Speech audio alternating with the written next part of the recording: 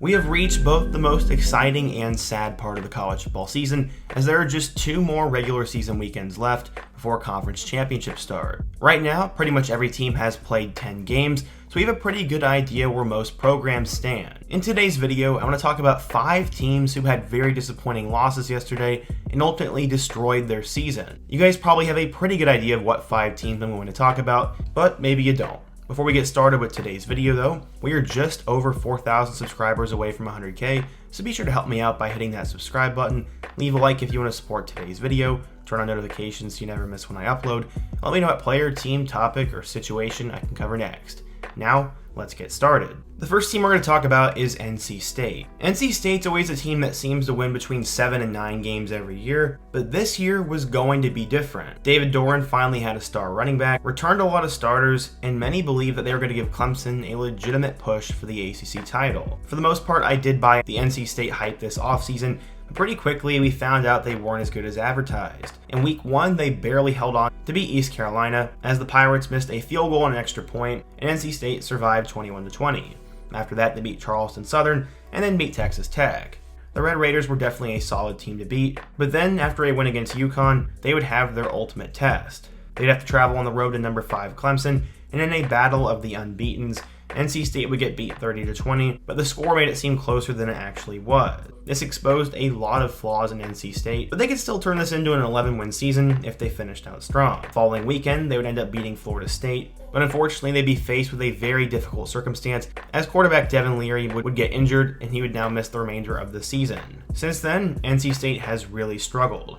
They got beat by Syracuse, who's looking worse each and every week, survived by 1 against a really bad Virginia Tech team, did beat Wake Forest, and then this past weekend had a moment that squandered their season as they lost at home to Boston College 21-20. While true freshman quarterback MJ Morris has shown he has a high ceiling, he's not quite there yet, and his team has not bailed him out. Boston College had the 2nd worst rushing offense in the country and one of the 10 worst offensive lines in the country. They were 2-7 going into this game, and you could argue they were the worst ACC program. Not only did a ranked NC State team lose to them, but now all those expectations and all that hype has seemingly gone to waste, and NC State has been pretty disappointing. To finish the year, they go on the road to a Louisville team who's looked really good lately, and then they have to play on the road against North Carolina, and I can see them losing their last 3 games, putting them at 7-5, which always seems to happen. If you're an NC State fan, what has gone wrong? The second team we're going to talk about today is the Liberty Flames. The Flames have had some pretty memorable names over the last few years, including wide receiver Antonio Gandy-Golden, head coach Hugh Freeze,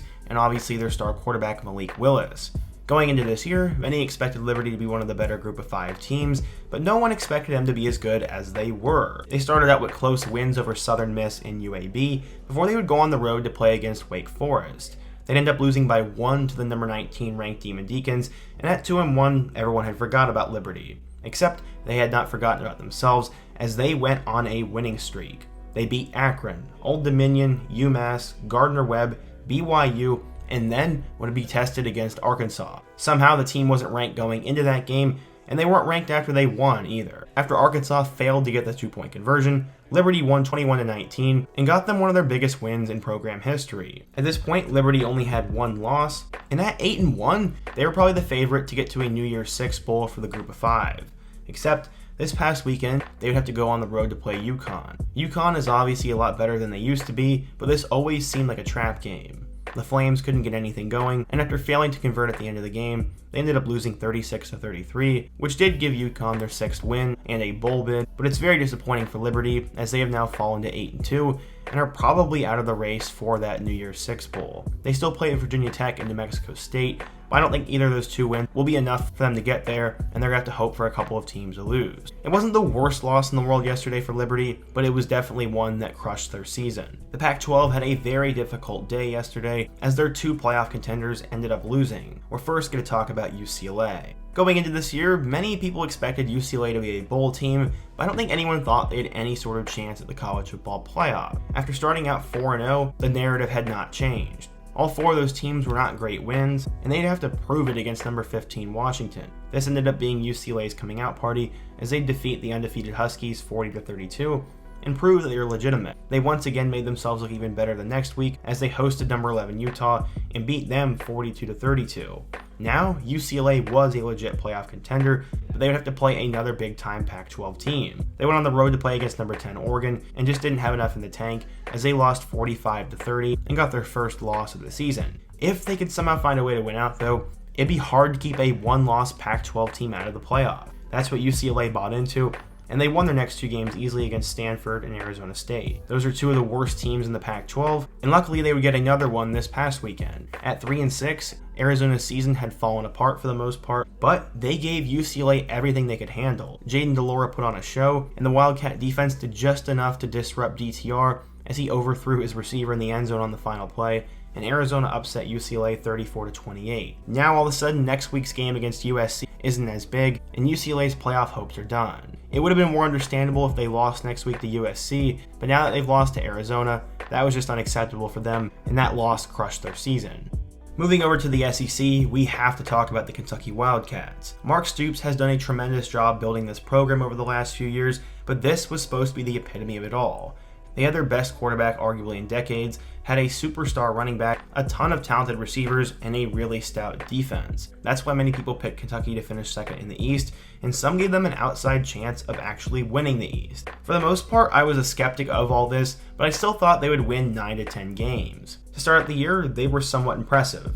They beat Miami of Ohio, went on the road and beat number 12 Florida in the Swamp, and then shut out Youngstown State. After a win over Northern Illinois, the team was 4-0, and they'd have another test against number 14 Ole Miss. After a controversial ending, they ended up losing 22-19 and dropped their first game of the year. After that, things only got worse, as Will Levis was not able to play against South Carolina, and they lost 24-14. The team had now dropped to 4-2, but after a win over number 16 Mississippi State, there was still life for the team and the program. Unfortunately, number 3 Tennessee took them to the woodshed and won 44-6, and all but eliminated them from that SEC race.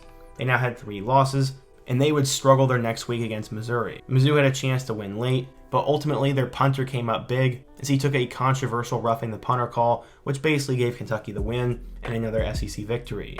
This past weekend, though, they would get exposed by Vanderbilt. They had no excuse this time. Will Levis played, they were at home, and they were better, and they were supposedly better in every single facet. Vanderbilt did not care, played better than Kentucky, and then Mike Wright found Will Shepard for the eventual game-winning touchdown. This was Vanderbilt's first SEC win since October of 2019 when they beat Mizzou, and this is completely embarrassing for Kentucky, as this was supposed to be their best team in decades, and they now have 4 losses, and with Georgia and Louisville coming up, they could end up being a 6-6 team, and at best, they go 7-5. Kentucky's loss to Vanderbilt was not only horrible yesterday, but it was horrible for their season. Finally, we have to talk about the team that suffered the worst loss yesterday and has the best reason to be sad today, and that is Oregon. Their Week 1 performance was horrible. They got blown out 49-3 by Georgia, and the game wasn't even that close. It looked like Dan Lanning was in over his head, it looked like Bo Nix was a horrible quarterback, and it looked like Oregon was headed towards a 6 or 7 win season. Except, they put it together and had an incredible run. They killed Eastern Washington, killed number 12 BYU, had a late and thrilling victory over Washington State, killed Stanford, killed Arizona, beat number 9 UCLA, killed Cal, and killed Colorado. Oregon had won 8 straight games and now had an 8-1 record, but they'd have a very difficult end of the season. They would play ranked games against both Washington and Utah, and they'd also play an Oregon State team who had already clinched bowl eligibility as well. The first test would come against the Huskies, and Oregon was the better team for most of the game. Michael Penix had over 400 yards and kept Washington in the game, and after a couple of late mess-ups by Oregon, Michael Penix made an incredible throw and gave Washington a chance. Down 3, an Oregon wide receiver would make a play to get into field goal range, but he stepped out of bounds on the way there, so they were moved back, and they were forced to attempt a Hail Mary. Bo Nix's pass came up about 10 yards short, and Oregon lost their second game of the year, effectively throwing their chances at the college football playoff away. While they could still make the Rose Bowl in the Pac-12 championship game, this was an extremely disheartening loss for the Ducks, as I truly did think they were going to make the playoff, and it would have been a treat to see how they would have played in some of those bigger games. But there still is a lot to play for them, but yesterday they definitely suffered the most heartbreaking loss. But what do you guys think? If you're a fan of one of these 5 schools, let me know your thoughts down below. Let me know what you think the most disappointing team in college football is down below, and let me know what player, topic, team, or situation I can cover in my next video. Before you go, don't forget to leave a like, subscribe if you're new, and check out all my other videos on the end screen. Hope to see you guys again soon, but until next time, peace.